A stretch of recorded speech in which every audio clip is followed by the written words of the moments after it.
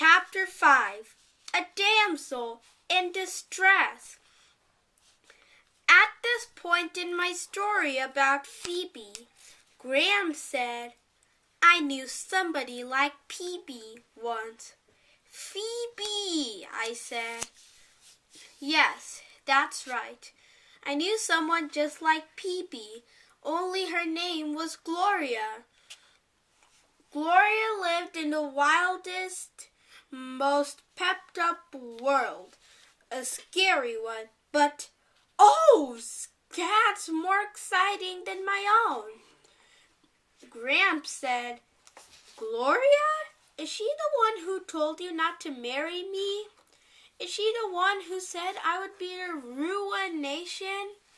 Shh, Gramps said. Gloria was right about that at least. She elbowed Gramps.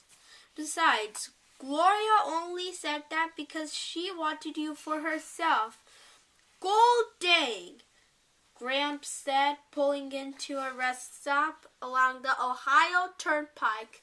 I'm tired. I did not want to stop. Rush, rush, rush, whispered the wind, the sky, the cloud, the trees. Rush, rush, rush. If all he wanted to do was take a rest, that seemed a safe enough and quick enough thing for him to do. My grandparents could get into trouble as easy as a fly can land on a watermelon.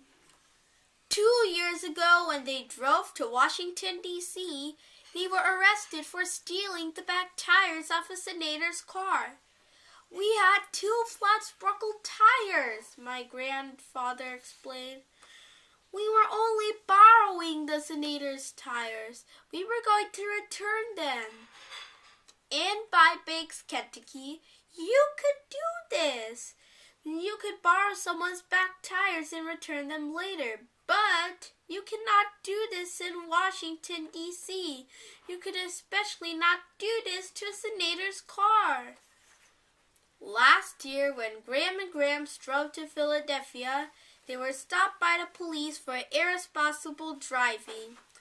You were driving on the shoulder, a policeman told Gramps. Gramps said, Shoulder? I thought it was an extra lane. That's a mighty fine shoulder. So here we were, just a few hours into our trip out to Lewiston, Idaho. We were safely stopped in a rest area. Then Gramps noticed a woman leaning over the fender of her car.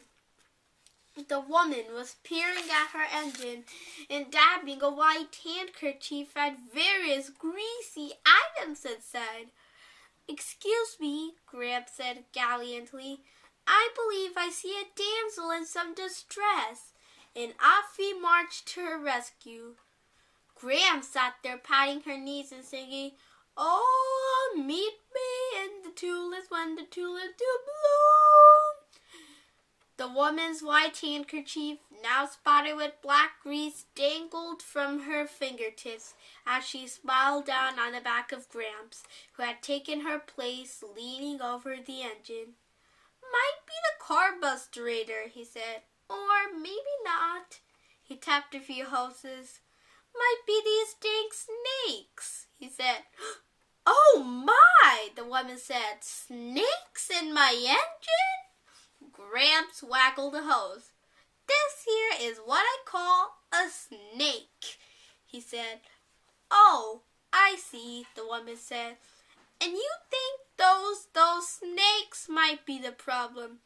Maybe so. Gramps pulled on one, and it came loose. See there, he said. It's off. Well, yes, but you dang snakes, Gramps said, pulling at another one. It came loose. Looky there, another one. The woman smiled a thin little weird smile. But 2 hours later, there was not a single snake still attached to anything to which it was supposed to be attached. The carbusterator lay dismantled on the ground. Various other pieces of the woman's engine were scattered here and there. The woman called a mechanic, and once Gramps was satisfied that the mechanic was an honest man who might actually be able to repair her car, we started on our trip again. Salamanca, Gramps said. Tell us more about Phoebe. Phoebe, I said. Phoebe Winterbottom. Yes, that's right, Gramps said. Phoebe.